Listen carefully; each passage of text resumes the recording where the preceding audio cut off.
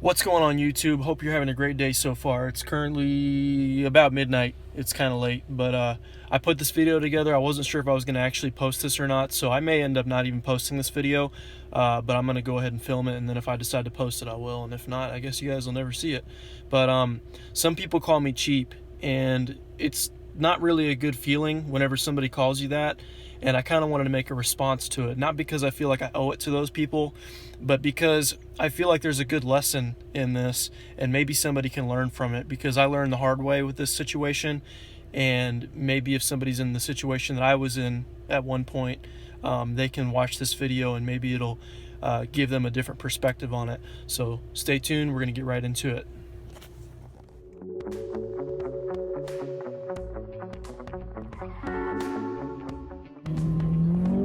Alright guys, so I feel like for a lot of us, we have a situation or something come up in our lives that really makes us turn ourselves around when it comes to our money and our finances. And for me, it happened at a grocery store. Let's just pretend you're at the grocery store, and you guys may have been in this situation before. You don't have a whole lot of money on your checking account. You know that it's somewhere around, just say between 100 and 200 bucks in your account, and you need to get groceries for the next 2 weeks for your family. And you just go and you get the essentials. Maybe you get some stuff for spaghetti, maybe you get some cases of water, maybe you've got a baby, you need to get some diapers, wipes, formula, and you're not exactly sure how much money you have in there, but you know that you need to get the items that are in your cart and that you're not going to be buying anything unnecessary. You take the items, you push it up to the front of the line, you start checking out. And I'm sure you guys have been to Walmart before, at least if you're in the United States. They have the screen angled to where you can see the total as they're ringing it up. So, you're sitting there and you're worried that your credit card or your debit card is going to get declined.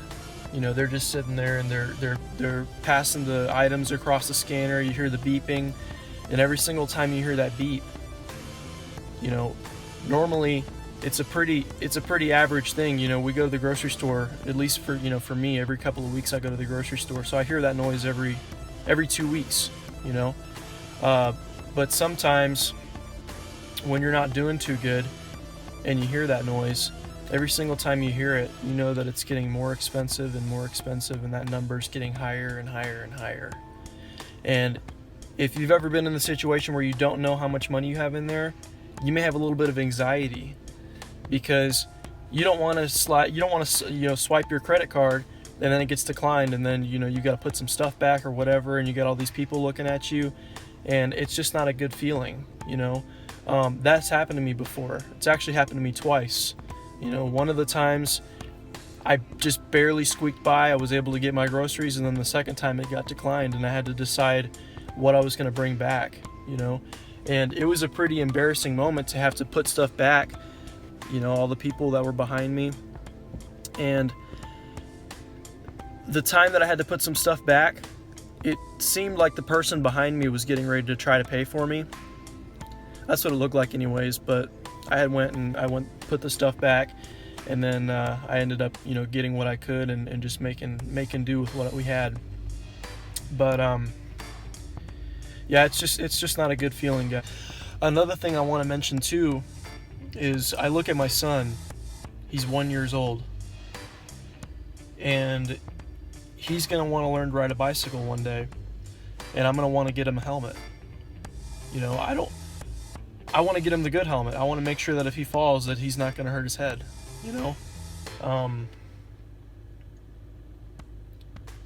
I want to just have a helmet for him. I don't want to be put in this situation where I'm like, all right, I got enough money for a bike but not for a helmet. I don't want to do that. And then my wife, I want her to have nice clothes. I want her to be able to eat healthy foods if she wants to, not be forced to eat at McDonald's all the time because we don't have a whole lot of money. I don't want any of that. I'm outside and it's dark right now, and it looks like, I don't know if you can see, but over there it looks like there's some kind of a fire or something. Maybe somebody's got a bonfire going on. Hopefully that's what that is. I'll probably go check it here in a second.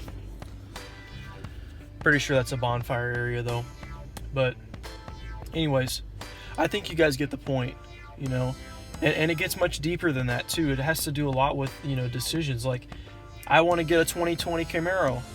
The one I want, the payment's like $800 and the insurance is $200.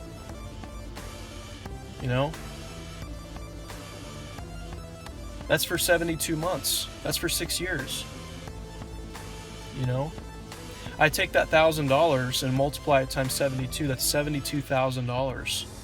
And I have to ask myself, I want the Camaro. Yeah, I have to ask myself, do I want the Camaro? Yeah, I want the Camaro. But what happens if, 7 years from now, I'll be 32 years old. Let's just say I'm 32 years old and I get sick, and I'm not able to work for a long period of time. Well, if I would have taken that $1,000, and invested it every single month, let's just say I get 7 to 10%, somewhere around there, that's probably going to be $100,000 in 7 years. And I can tell you that if I got sick, I would think that I would want to have the $100,000 instead of the memories with the car. The car would be nice and everything, but which one do I want more?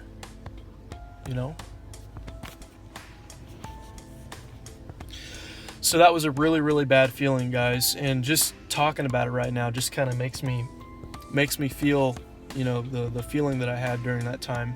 But ever since that moment, I decided that I never wanted to be in that situation again. I never wanted to put myself in that situation.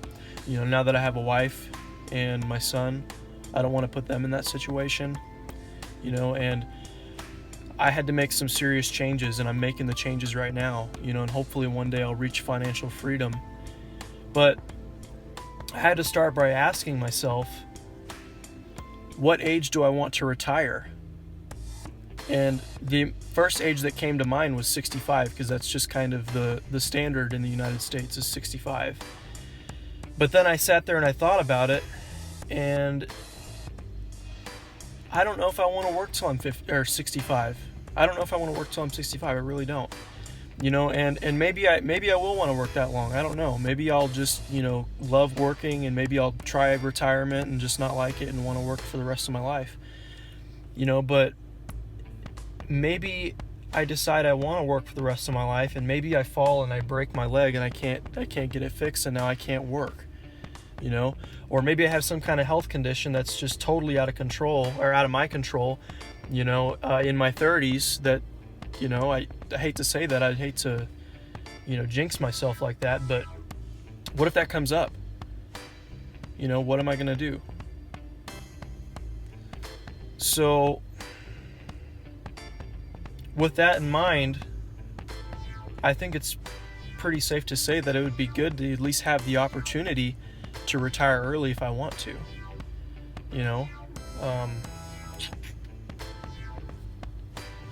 Anyways, guys, I didn't want to make this a negative video. If it sounded that way, I really didn't mean for it to.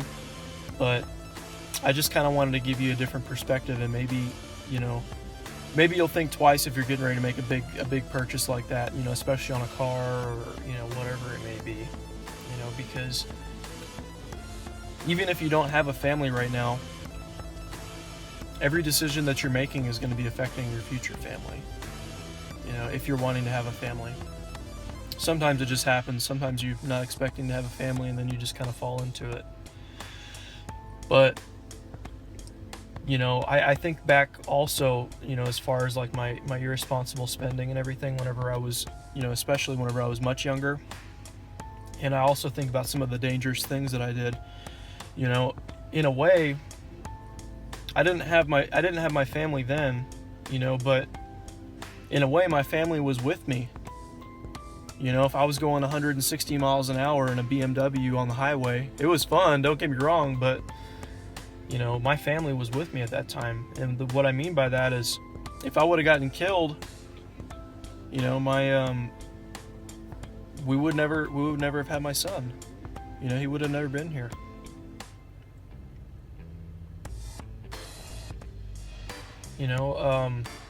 I could pick 10 things from whenever I was younger that I'm just thankfully I'm here, and I'm sure you guys can kind of relate to that too.